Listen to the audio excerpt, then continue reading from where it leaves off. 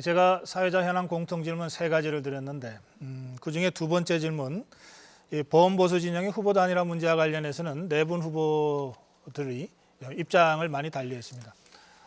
추가 설명 또는 반론, 이것은 이제 곧 이어질 주도권 토론에서 좀 활발하게 개진해 주시기를 부탁드립니다. 자, 지금까지 사회자 현황 공통 질문이었습니다.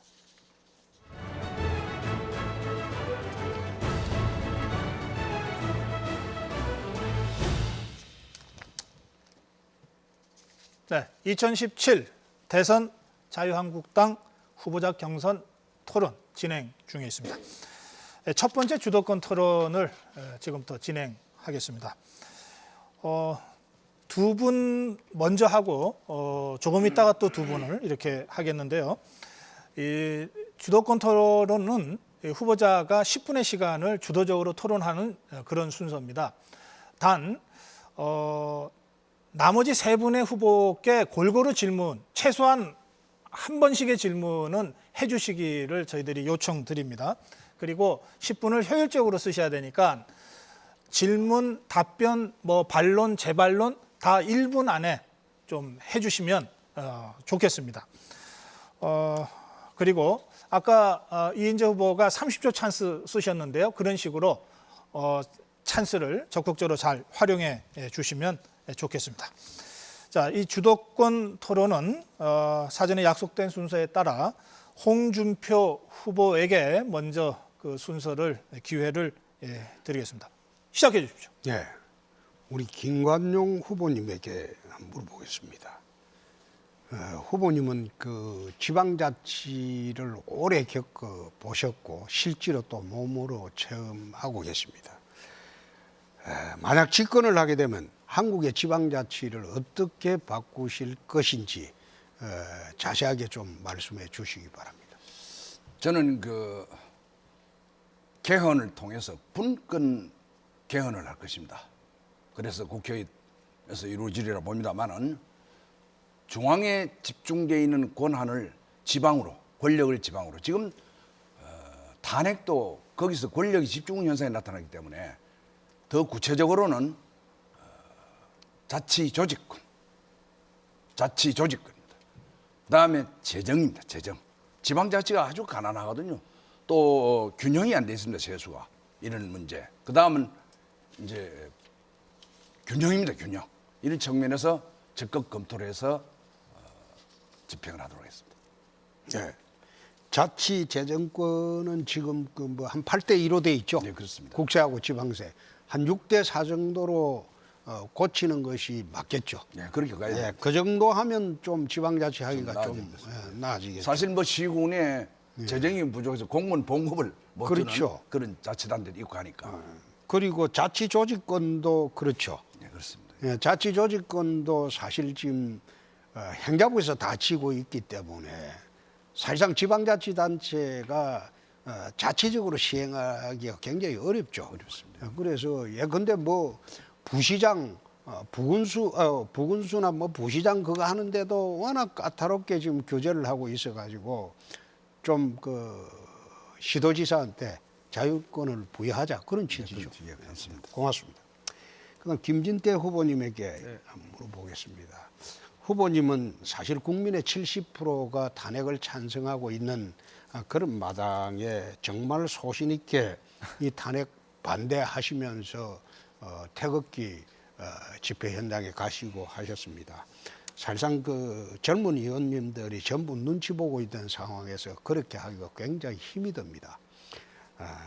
지금 박근혜 대통령 탄핵에 대해서 그 과정하고 또 탄핵이 왜 부당한가 그 정당성을 국민들한테 좀 설명을 해 주시죠. 네. 먼저 또 이렇게 좋게 봐주셔서 말씀해 주셔서 고맙다는 말씀 드리고요. 이 탄핵은요, 저는 그렇게 봅니다. 이 좀 정권 불복 심리가 좀 들어있다. 내가 몇 년 전에 그래 박근혜 대통령 안 뽑았어. 상심했어. 그때 내가 잘못 뽑은 게 됐어. 근데 박근혜 대통령 정말 이렇게 문제가 많잖아. 역시 내가 그때 선택했던 게 좀 제대로 된 거야. 이런 심리가 알게 모르게 저는 들어 있었다 이렇게 생각합니다. 이거는 우리 박근혜 정부 들어서서 처음 있는 일이 아니었습니다. 국정원 댓글 사건 돌이켜 보면 또 세월호 사건 기회만 있으면 이거 불복 심리가 들어 있었습니다. 그러면 아니 아무리 그렇더라도 뭐 잘못한 게 있으니까 이래 됐지 뭐 어떻게 그렇게 얘기를 하냐 이렇게 하실 수 있겠지만 탄핵 정말 그 헌법재판소 결정문을 읽어보면 정말 좀 이렇게 파면까지 될 사유인지 충분히 수긍이 가지 않는 그런 점이 있습니다. 그래서 이걸 뭐 불복하겠다는 거는 아니고요. 제가 아까도 말씀드리지 않았겠습니까? 이제 이걸 넘어서자, 극복하자. 단지 그거를 우격다짐으로 이제 결정 났으니까 하라는 건 아닙니다. 정말 심정적으로 우리가 승복할 수 있게끔 공정한 이런 방법으로 굴러갔으면 좋겠습니다. 사실 탄핵이 저게 단심제이기 때문에 정체적으로 불복하는 거는 변론으로 하고 사법적으로 이제 불복할 길이 없지 않습니까? 물론이죠. 예? 그래서 그 탄핵을 주제로 지금 우리가 대선을 치를 수가 있습니까? 이제 넘어서야 되겠죠. 물론이죠. 그렇죠? 예. 그래서 이제는 탄핵의 그 벽을 넘어서 우리가 새로운 정부를 만들어야 되겠죠. 만들려면 박근혜 정부하고는 좀 차별성 있는 그런 정부를 우파 정부를 새로 만드는 것이 더 좋지 않습니까? 그거는 뭐 어느 정도는 인정합니다. 네. 이인재 후보님한테 한번 물어보겠습니다. 노동부 장관을 하시고 그랬기 때문에 사실 강성 귀족 노조 이 노조 대책이 저는 대한민국에서 가장 노동개혁의 요체라고 봅니다. 이게 3%도 안 되는 강성 귀족 노조가 거기에 아마 자기들이 파업 적립금으로 모여 있는 게 아마 수십억일 거예요. 걸핏하면 파업하고 광화문에서 서울시청 앞에서 강목 시위를 하고 이렇게 해서 사실상 대한민국 그 노동시장을 사실 엉클어지게 하고 있어요. 잘못되게. 그래서 노동부 장관을 하셨기 때문에 이 강성 귀족노조 이 문제를 장관까지 하신 우리 그 이인재 후보님이 어떻게 처리를 하실지 그걸 한번 답변해 주시기 바랍니다. 예, 제가 이 강력한 노동 개혁을 통해서 지금 우리가 보고 있는 저런 강성 귀족 노조의 권력 투쟁, 폭력적인 이런 파업이라든지 이런 모습을 완전히 사라지게 하겠습니다. 제가 이 다보스 포럼 특사로 갔을 때 구리아 그 OECD 사무총장으로부터 한국 사회 통합 보고서를 받았어요. 요약하면은 이 강성 귀족 노조의 이 압력 때문에 이 대기업 근로자들의 임금은 올라가고 협력 중소기업 근로자들의 임금은 내려가고 이 사람들 이 압력 때문에 또 정규직 고용이 안 되고 비정규직 고용이 확대되고 그것이 결국은 한국 사회 양극화를 초래했다. 이런 보고서가 있어요. 이걸 다 뜯어 고치기 위해서는 바로 이 강성 귀족 노조의 이런 압력 이거를 풀어내야 됩니다. 그래서 저는 과거에 영국의 대처 총리나 미국의 레이건 대통령이 취했던 것 같은 강력한 노동 개혁을 하지 않으면 안 됩니다. 아무리 고통스럽더라도 이거는 노동자들을 위해서도 꼭 해야 됩니다. 그래서 노동조합이 정말 조합원들의 복지 향상을 위한 그런 봉사단체로 자리매김을 꼭 시켜야 됩니다. 그러지 않고는 우리 이 경제 투자도 안 되고요. 한 발짝도 나갈 수가 없습니다. 그런데 그 지금 노동개혁을 하려고 해도 국회를 지배하고 있는 민주당이나 그 야권 세력이 지금 민주노총하고 강성귀족노조 일부에 인질이 돼 있어요. 그분들이 다 주도를 해요. 그렇게 하고 있는데 국회에 노동개혁을 하려면 법률을 통과시켜야 되는데 지금 강성귀족노조에 인질이 되어 있는 그런 민주당이나 또 정의당 이런 분들이 주도하는 국회에 대해서 어떻게 법률을 개정하시겠습니까? 자, 이거는 말이죠. 특히 이제 말씀 잘하셨는데 특히 야당 더민주당 같은 경우는 이번에 탄핵 과정에서도 민주노총하고 완전히 한 덩어리가 됐습니다. 그래서 개혁 의지도 없습니다. 능력도 없고 의지도 없습니다. 제가 대통령이 되면 물론 연정은 이제 구성을 해서 국정을 정상 궤도에 올려놓아야 되겠지만은 우선 당장 현행 법만 가지고도 어느 정도 이 강성 귀족 노조의 그런 그 불법 탈법 이거 충분히 규제할 수 있습니다. 강력한 의지를 가지고 사법적으로 접근해서 할 수가 있고요. 그 다음에 최종적으로는 대통령의 긴급권을 활용해 가지고 어떤 규범을 만들어서 일단 밀고 들어가면은 그것이 하나의 새로운 질서로 만들어질 수 있습니다. 지금 프랑스가 올랭드 건 좌파 대통령인데도 불구하고 예, 의회에서 이 노동개혁이 안 될 것 같으니까 긴급권을 활용해 가지고 지금 노동개혁을 했습니다. 저 이인재 후보님 말씀 들어보니까 그런 방법도 있네요. 있습니다. 예. 긴급 명령권이죠. 그래서 긴급 재정 경제 명령권입니다. 예, 대통령의 긴급 재정 경제 명령권이죠. 그러면 그 이인재 그 후보님은 대통령의 비상조치권을 활용해서라도 강성귀족 문제를 해결할 만큼 대한민국의 이 강성귀족 노조가 심각하다고 보십니까? 심각한 정도가 아닙니다. 이 노동시장의 이중 구조, 제가 말씀드린 것처럼 대기업 근로자하고 중소협력 기업의 근로자 임금하고가 2대 1입니다. 거의 2대 1입니다. 또 이것 때문에 비정규직이 너무 비대하게 커졌어요. 정규직과 비정규직이 또 2대 1입니다. 그러니까 대부분의 일자리는 중소기업에 있는데 대학 졸업한 우리 아들, 딸들이 이류 인생으로 전락하는 것 같으니까 중소기업의 문을 두드리질 않아요. 지금 중소기업은 인력난입니다. 그래서 알겠습니다. 이 문제 해결해야 됩니다. 예. 국민 여러분, 이 강성귀족 문제가 대한민국의 앞날을 막고 있습니다. 꼭 이 문제가 다음 정부에서는 척결이 되어야 한다고 저는 생각합니다. 네, 여기까지 하겠습니다. 예, 홍준표 후보의 주도권 토론 딱 10분 동안 그리고 새 후보와 이렇게 원활하게 잘 진행을 해주셨습니다. 고맙습니다. 자, 두 번째 주도권 토론의 순서는 김관영 후보입니다. 예, 김관영 후보 시작하십시오. 저는 23년간 지방에서 현장에서 일을 했던 사람입니다. 그래서 갈등과 또 격차에 시달리는 국민의 모습을 직접 목격하고 함께 했습니다. 때로는 1,000만 명의 서명을 받아서 국가의 균형 발전을 주장했던 사람입니다.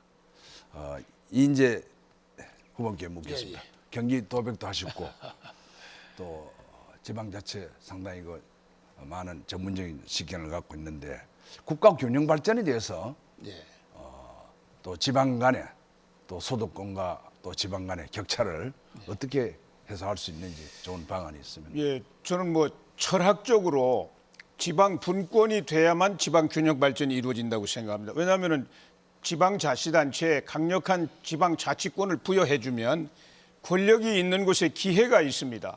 기회가 있는 곳에 사람과 돈이 몰려들게 됩니다. 그 발전이 이루어지는 거예요. 그리고 지방자치들 단체끼리 우리 지방이 더 경제적으로 활동하기 좋다. 또 취직하기도 좋다. 또 애들 교육도 잘 시킨다. 또 제일 안전하게 잘 살 수 있다. 치안이 잘 돼서. 이렇게 되기 때문에 권력의 분산이 균형 발전의 첩경이다. 그런데 과거에 특히 노무현 정권 때는 기관을 강제로 뜯어서 이전시키면 지역 균형 발전이 되는 것처럼 이야기했는데 그거는 저는 잘못된 정책이라고 생각합니다. 헌법이 개정이 돼야 된다. 예. 더해서 이제 경제 부분은 이 법률적인 제도로 장치가 어려운데 물이 흐르들어도 가야 하는데 경제 부분은 어떻게 조정을 할 것인가? 예, 경제 부분은 이제 지역마다 격차가 있습니다. 특히 여기 서울이나 경기도도 지방입니다. 이게 지방이냐 중앙이냐 따질 때는 이런 데는 너무 자원이 풍부하기 때문에 또 특히 저 외지에 있는 멀리 있는 지방과의 격차가 크기 때문에 이거는 조정하는 기구를 반드시 둬야 된다. 그래 중앙에서 그 조정하는 기금이라든지 여러 가지를 설치해 가지고 균형 발전을 어느 정도 인위적으로라도 이걸 해줘야 된다 이렇게 생각합니다. 네, 감사합니다. 다음 김진태 의원께 묻겠습니다. 네. 김 의원이 마음에 상처도 많았고 또 그 추운 겨울에 광장에서 주장하는 모습을 보고 참 패기 있는 정치인이다. 우리나라를 앞으로 맡아야 될 그런 동량이다 그런 생각을 했습니다. 그런데 저도 또 박근혜 전 대통령을 정말 함께했던 세월이 많고 참 마음이 아픕니다. 또 그런데 대통령께서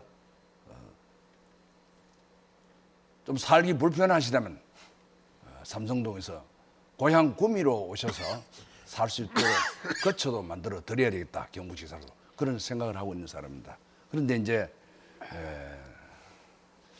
지금 이런 상태에서 좌파가 완장을 차고 다 된 것처럼 지금 하고 있는데 좀 마음이 아프더라도 어떤 통합의 길로 좀 단계적인 합니다만 갔으면 좋겠는데 또 대통령께서도 정권이 좌파로 넘어가는 것은 결코 바라지 않을 것으로 봅니다. 화합이 제일 중요하고 통합이 중요하다고 생각하는데 어떻게 생각합니까? 네. 저한테 이 후보님들이 다 우리 박근혜 대통령에 관한 거 뭐 이런 걸 주로 물어보시는데 제가 박근혜 대통령님 좋아하지만 꼭 우리 대통령님 때문에 뭐 대선에 나온 건 아닙니다. 다른 것도 좀 물어봐 주셨으면 좋겠고요. 통합 당연히 해야죠. 예.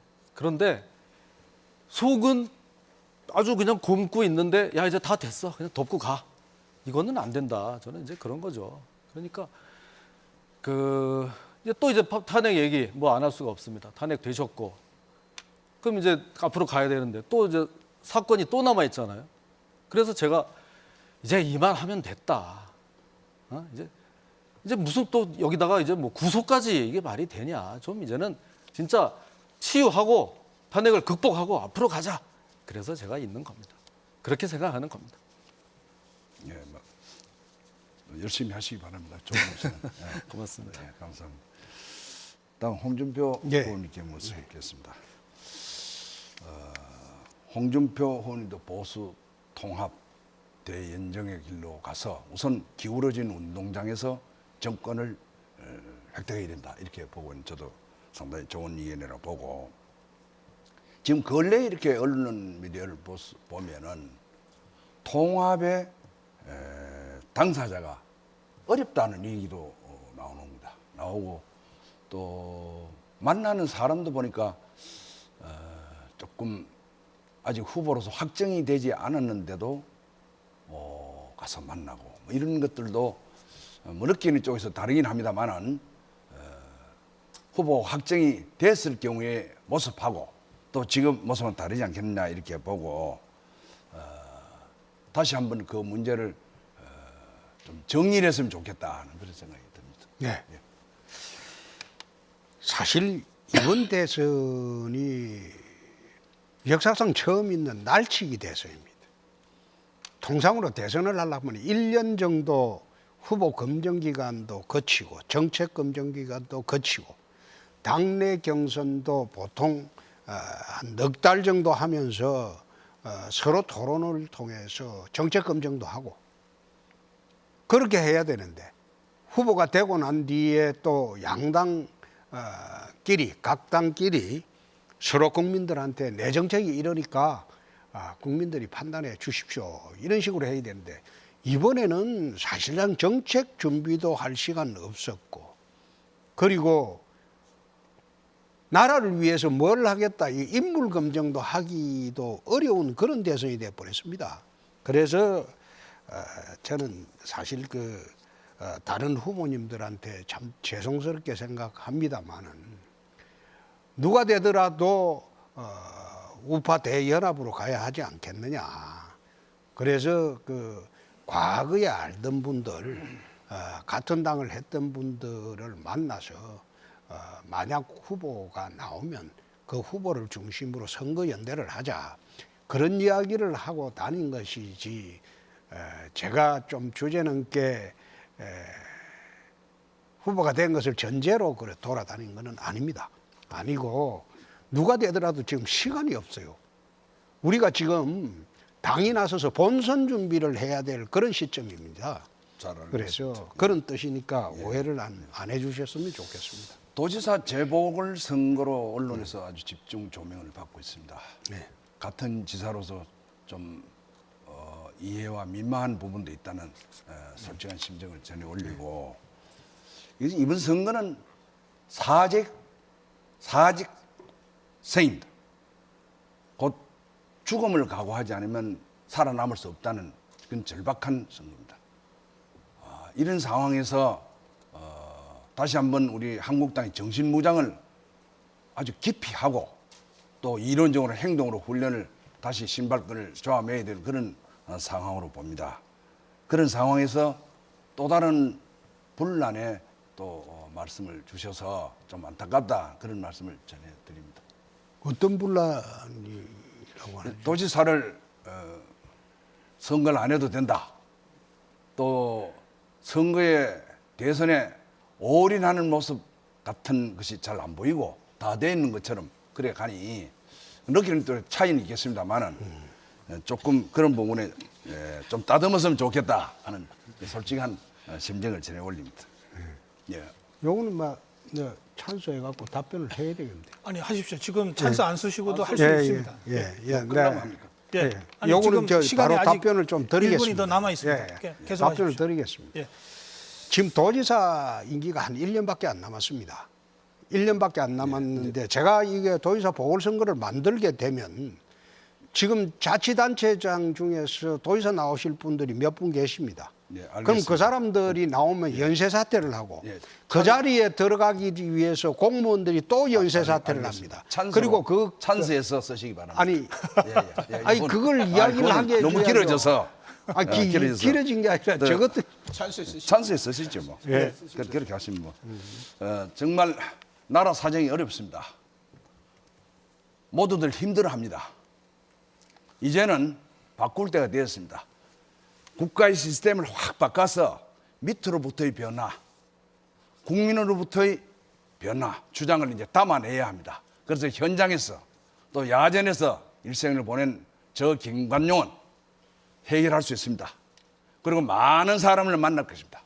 그래서 국가 통합, 국민 대연합의 길을 먼저 할 것이고 그 중심에서 책임을 확실히 지겠습니다. 감사합니다. 네. 요 찬스를 예, 찬스 쓰시죠. 예. 도지사 보궐선거를 두고 지금 야당이 또는 우리 여권의 선거꾼들이 설치고 있습니다. 제가 보건대는 그 사람들 맡기면 경상남도 다시 망합니다. 그래서 이게 300억 이상 돈이 듭니다. 말하자면 국회의원 선거는 국가에서 되지만 이게 경남도청에서 돼야 돼요. 그래서 지금 할 필요가 없는 도지사 선거를 합법적으로 뭐 하려고 만듭니까? 합법적으로 할 필요가 없는데. 예, 여기까지 하시고요. 김진태 후보도 찬스 쓰셨습니다. 네. 그 점에 대해서 좀 말씀드리겠는데요. 우리 홍 후보님은 좀 욕심이 너무 많으신 거 아닌가 이런 생각이 들어요.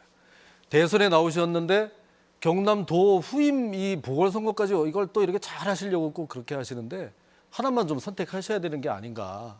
그건 이제 순리대로 좀 가도록 해야 되는데 돈이 많이 든다? 뭐 좀 감이 아닌 사람들이 온다? 돈이 그렇게 걱정이 되면 아예 여기 나오시질 말으셨어야죠. 그럼 그럴 일도 없고요. 그 뒤에 어떤 사람이 오는지는 그들 몫이 아닌가 싶습니다. 여기까지 하겠습니다. 예. 지금 새 후보가 찬스를 쓰셨고 김관영 후보 찬스 한 번 남아 있습니다. 예. 조금 전에 그 김관영 후보의 주도권 토론의 답변 중에 그 홍준표 후보가 이번 대선을 날치기 대선이라고 표현하셨는데 정치적 표현으로 제가 이해합니다. 그러나 이것은 대통령 탄핵 시에 60일 이내에 치러야 된다고 하는 법적 근거를 가지고 진행되고 있기 때문에 제가 그 점은 사실관계는 또 제가 이렇게 밝혀드리겠습니다. 자, 1차 주도권 토론 여기서 마무리하겠습니다. 그 김진태 후보, 이인재 후보의 주도권 토론 순서는 잠시 후에 진행해 드리겠습니다. 후보 간 열띤 토론 잘 들었습니다.